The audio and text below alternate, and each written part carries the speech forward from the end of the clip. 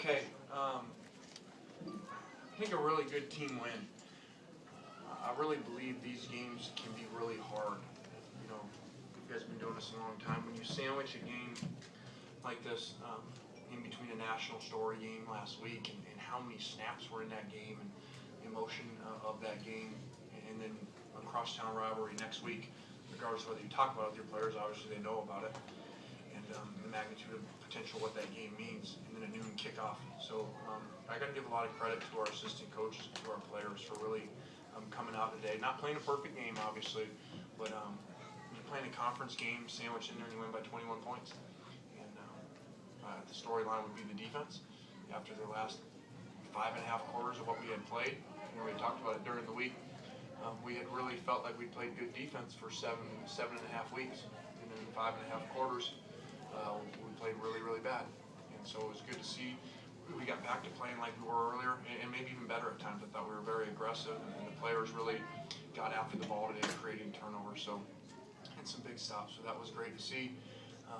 On offense, the storyline would be the offensive line. I think really a really good second half.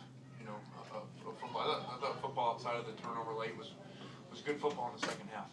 Whatever 14-3, whatever it was in the second half, was good. So a lot of credit to the offensive line and Curtis. Curtis ran really well outside of the fumble at the end, and it's a good story for our guys because he had his best week of practice, as we talked about, since we've been here, and then goes out and performs. I think as you look at the hidden stats, you always look at, to me, to see how the offensive line is playing is the negative plays in the run game. And so Curtis, I think, has 31 carries or something and only loses 1 yard on the day. So a lot of credit to Curtis and a lot of credit up front.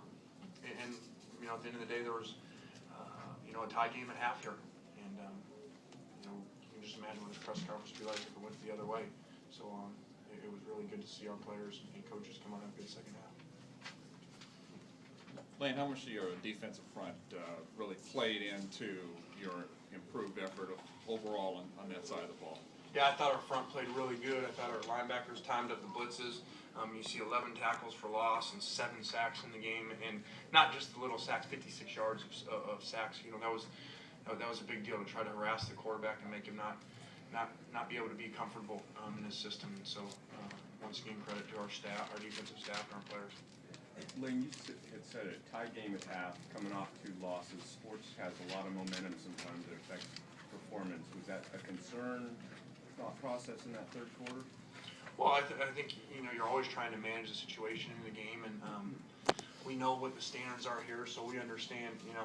I was coming up the tunnel with an Arizona State player that I've known from being around before, and he looked at me and I know what his look was. His look was like we were getting booed off the field. It was a tie game, but that is what it is. That's LA, and that's ASU, and so we understand that. So it was very critical, obviously, to have success in the third quarter there, just to get some juice back in the stadium. Do you talk to your team about the position? I mean, you take it a week at a time, but you're sort of kind of in a situation where you control your own destiny. You can still have the season that some players think is good. I mean, do you talk to your team about that? Where you put yourselves? Well, I think that this was such a unique week in how all the stuff set up after 2 losses and still having so much to play for. So we did talk about that a little more than normal. Normally we're only about the game, and our focus was on the game, but we did make sure that everybody understood where we were at as far as what was at stake. And that really it was like an NFL feel of a playoff. That really we were in a 2-game playoff.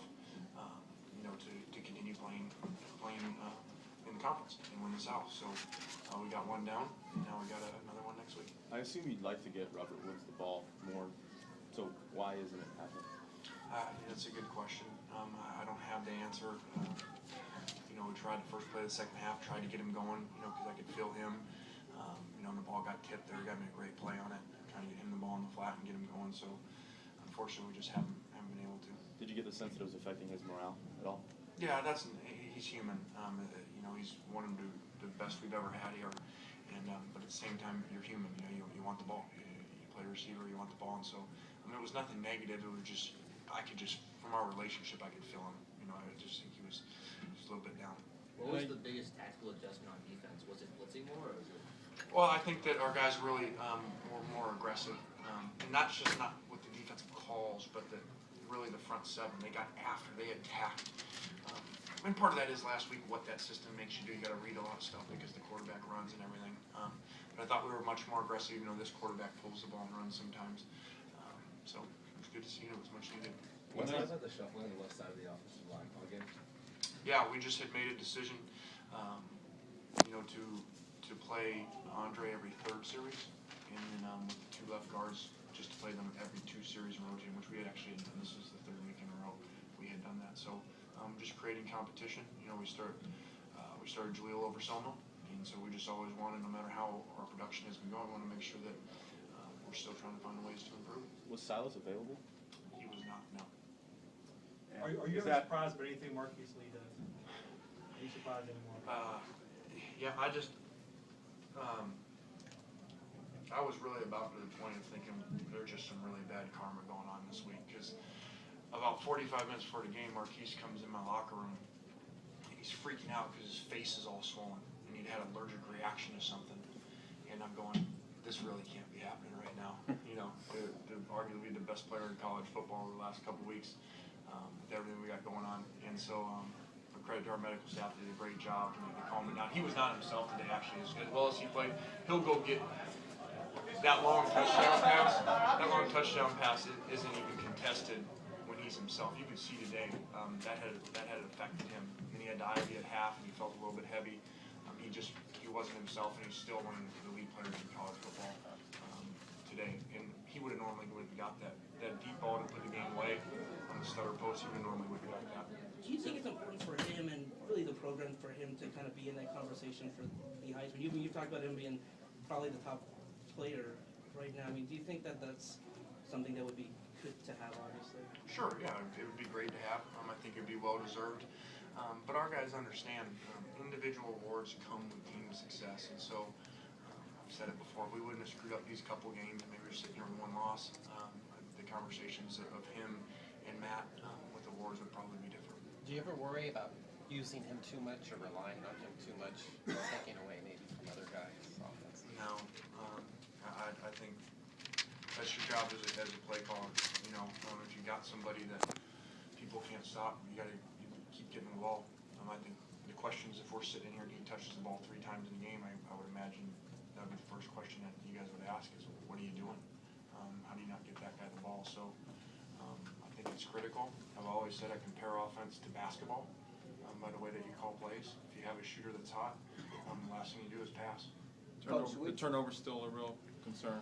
Yeah, unfortunately, we were able to, unfortunately, we turned the ball over like that. Fortunately, we were able to win with that. And critical turnovers, or we probably would have seen the first half be like the second half, and the game wouldn't have been close the way our defense was playing. And we were moving the ball. We were just, we were shooting ourselves in the foot. But a great penalty day again.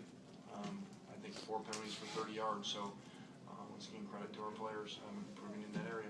Coach, do one more. The video, with the Heisman video coming off this week, did you view today as a platform of sorts? No, we're just trying to win.